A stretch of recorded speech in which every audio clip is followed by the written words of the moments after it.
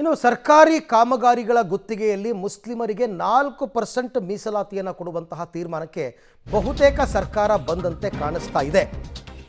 ಇವತ್ತಿನ ಕ್ಯಾಬಿನೆಟ್ನಲ್ಲಿ ಮಹತ್ವದ ತೀರ್ಮಾನ ತೆಗೆದುಕೊಳ್ಳತಕ್ಕಂಥ ಸಾಧ್ಯತೆ ಇದೆ. ಕ್ಯಾಬಿನೆಟ್ನಲ್ಲಿ ಮೊದಲು ಅನುಮೋದನೆಯನ್ನು ಪಡ್ಕೋಬೇಕು ಸರ್ಕಾರ, ಆಮೇಲೆ ಅಧಿವೇಶನದಲ್ಲಿ ಬಿಲ್ ಮಂಡಿಸೋದಕ್ಕೆ ಸರ್ಕಾರ ಈಗ ಸಿದ್ಧತೆ ಮಾಡ್ಕೋತಾ ಇದೆ. ಈ ಬಜೆಟ್ ಅಧಿವೇಶನದಲ್ಲೇ ಬಿಲ್ ಮಂಡನೆ ಕೂಡ ಆಗುತ್ತೆ. KTPP ಕಾಯ್ದೆಗೆ ಹಿಂದೆಯೇ ತಿದ್ದುಪಡಿ ಮಾಡಿತ್ತು ಸರ್ಕಾರ. ಪರಿಶಿಷ್ಟ ಜಾತಿ ಮತ್ತು ಪರಿಶಿಷ್ಟ ಪಂಗಡಗಳ ಗುತ್ತಿಗೆದಾರರಿಗೆ 50 ಲಕ್ಷದವರೆಗಿನ ಕಾಮಗಾರಿಗಳಲ್ಲಿ 24.10% ಮೀಸಲಾತಿಯನ್ನು ಕೊಟ್ಟಿತ್ತು. ಈಗ ಮುಸ್ಲಿಂ ಜನಪ್ರತಿನಿಧಿಗಳ ಮನವಿಯ ಮೇರೆಗೆ ಮೀಸಲಾತಿಗೆ ನಿರ್ಧಾರವನ್ನು ಕೈಗೊಂಡಿದ್ದಾರೆ. ಮೊದಲೇ ವ್ಯಾಪಕ ವಿರೋಧ ಆಗಿತ್ತು ಈ ಹಿಂದೆನೇ, ಅವಾಗ ಹಿಂದೆ ಸರಿದಿತ್ತು ಸರ್ಕಾರ. ಈಗ ಮರುಜೀವವನ್ನು ಕೊಟ್ಟಿದೆ ಅಷ್ಟೇ. ಇದು ಈಗ ಬಂದಿರೋ ಪ್ರಸ್ತಾಪ ಅಲ್ಲ, ಈ ಹಿಂದೆನೇ ಪ್ರಸ್ತಾಪ ಇತ್ತು. BJP ಅವರು ಅಪೋಸ್ ಮಾಡಿದ್ರು, ಸುಮಾರು ಆಯಿತು ಕತೆಗಳು. ಆ ಟೈಮಲ್ಲಿ ಸರ್ಕಾರ ಯಾಕೋ ಅವಾಗ ಒಂದು ಸ್ಟೆಪ್ ಹಿಂದೆ ಇಟ್ಟಿದ್ದರು. ಈಗ ಮತ್ತೆ ಅದನ್ನು ಕ್ಯಾಬಿನೆಟ್ನಲ್ಲಿ ಅಪ್ರೂವ್ ತಗೊಂಡು ನಂತರ ಅದನ್ನು ಬಿಲ್ ಮಂಡನೆ ಮಾಡೋದಕ್ಕೆ ಸಿದ್ಧತೆಗಳನ್ನು ಮಾಡ್ಕೋತಾ ಇದ್ದಾರೆ. ಅಲ್ಲಿಗೆ ಸರ್ಕಾರಿ ಕಾಮಗಾರಿಗಳು ಟೆಂಡರ್ ಕರೀತಾರಲ್ಲ, ಅದರಲ್ಲಿ 4% ಮುಸಲ್ಮಾನ ಗುತ್ತಿಗೆದಾರರಿಗೆ ಕೊಡಬೇಕು ಅಂತ ಒಂದು ಮೀಸಲಾತಿಯನ್ನು ತರುವಂತಹ ಯೋಜನೆ ಇದು. ಈ ಬಗ್ಗೆ ಮತ್ತಷ್ಟು ಮಾಹಿತಿ ನನ್ನ ಕೊಲೀಗ್ ರವೀಶ್ ಅವರಿಂದ ಪಡ್ಕೊಳ್ಳೋಣ. ರವೀಶ್, ಹಿಂದೆನೇ ಸಾಕಷ್ಟು ಟೀಕೆಗೆ ಒಳಗಾಗಿತ್ತು ಈ ವಿಚಾರ. ಈಗ ಮತ್ತೆ ಅದಕ್ಕೆ ಮರುಜೀವ ಕೊಡೋ ಪ್ರಯತ್ನವನ್ನು ಮಾಡ್ತಾ ಇದ್ದಾರೆ, ಮತ್ತೆ ಹೋರಾಟಗಳಾಗುತ್ತೆ. ಬಟ್ ಸರ್ಕಾರ ಈ ವಿಚಾರದಲ್ಲಿ ಗಟ್ಟಿ ನಿರ್ಧಾರವನ್ನು ಮಾಡಿದೆಯಾ ಹೇಗೆ ಅಂತ?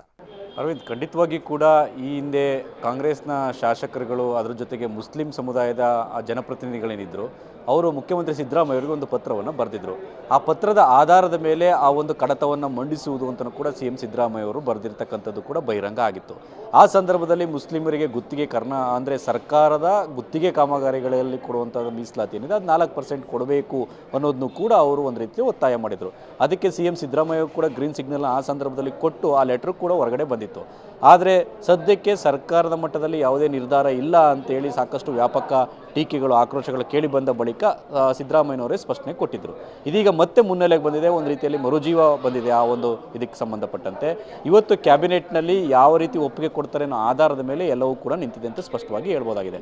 ಅಂದರೆ ಈ ಕಾಯ್ದೆ ಈಗಾಗಲೇ ಕಾನೂನು ಇಲಾಖೆಯಿಂದ ಒಂದು ಆರ್ಥಿಕ ಇಲಾಖೆಯಿಂದ ಪಾಸಾಗಿ ಕಾನೂನು ಇಲಾಖೆಗೂ ಕೂಡ ಬಂದಿರತಕ್ಕಂಥದ್ದು. ಕಾನೂನು ಇಲಾಖೆ ಸಮ್ಮತಿಯನ್ನು ಸೂಚಿಸಿದೆ.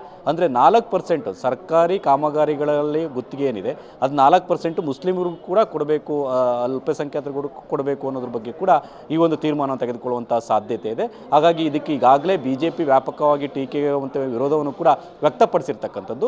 ಯಾಕೆಂದರೆ ಈಗ 24.5% ಆ ಒಂದು SC/ST ಗಳಿಗಿರ್ತಕ್ಕಂಥದ್ದು, ಆ ಪ್ರವರ್ಗ Aಗೆ ಒಂದು 4% ಇರ್ತಕ್ಕಂಥದ್ದು, ಜೊತೆಗೆ 15% ಏನಿದೆ ಅದು ಆ ಒಂದು 2Aಗೆ ಇರ್ತಕ್ಕಂಥದ್ದು, ಎಲ್ಲವನ್ನು ಕೂಡ ಪರಿಗಣಿಸ್ತಾ ಸಂದರ್ಭದಲ್ಲಿ 45%ಗೆ ಬಂದು ನಿಲ್ಲುತ್ತೆ. ಈಗ 4% ಆದರೆ 49-50 ಒಳಗಡೆ ಬಂದು ನಿಲ್ಲುವಂಥ ಚಾನ್ಸಸ್ ಕೂಡ ಜಾಸ್ತಿ ಇರುತ್ತೆ. ಹಾಗಾಗಿ ಸರ್ಕಾರ ಇದಕ್ಕೆ ಯಾವ ರೀತಿ ತೀರ್ಮಾನ ತೆಗೆದುಕೊಳ್ಳುತ್ತೆ ಇವತ್ತಿನ ಕ್ಯಾಬಿನೆಟ್ನಲ್ಲಿ ಅಂತಲೂ ಕೂಡ ಕಾದು ನೋಡಬೇಕಾಗುತ್ತೆ. ಕ್ಯಾಬಿನೆಟ್ನಲ್ಲಿ ತೀರ್ಮಾನ ತೆಗೆದುಕೊಂಡ್ರೂ ಕೂಡ ಅದನ್ನು ಮತ್ತೆ ವಿಧಾನಸಭೆಗೆ ತರಬೇಕಾಗುತ್ತೆ. ವಿಧಾನಸಭೆಯಲ್ಲಿ ದೊಡ್ಡ ಮಟ್ಟದ ಗಲಾಟೆ ಆಗುವಂಥ, ಗದ್ದಲ ಉಂಟಾಗುವಂಥ ಚಾನ್ಸಸ್ ಕೂಡ ಜಾಸ್ತಿ ಇರುತ್ತೆ. ಒಟ್ಟಾರೆಯಾಗಿ ನಾವು ಮಾಡೋದೇ ಇಲ್ಲ, ಮುಸ್ಲಿಮರಿಗೆ ಮೀಸಲಾತಿ ಕೊಡೋದೇ ಇಲ್ಲ ಅಂತ ಹೇಳಿ ಈಗ ಸರ್ಕಾರ ಅದನ್ನು ಮುನ್ನೆಲೆಗೆ ತಂದಿರತಕ್ಕಂಥದ್ದು ಸಾಕಷ್ಟು ಒಂದು ಚರ್ಚೆಗೆ ಗ್ರಾಸವಾಗಿರ್ತಕ್ಕಂಥದ್ದು. Arvind, right Ravish, thank you ತಮ್ಮ ಎಲ್ಲ ಮಾಹಿತಿಗಾಗಿ ಧನ್ಯವಾದ. ಕೆಲವೊಂದು ಕಾನೂನುಗಳನ್ನ ತರಬೇಕಾದ್ರೆ ವಿರೋಧ ಪಕ್ಷಗಳ ವಿರೋಧವನ್ನು ಎದುರಿಸಬೇಕಾಗುತ್ತೆ.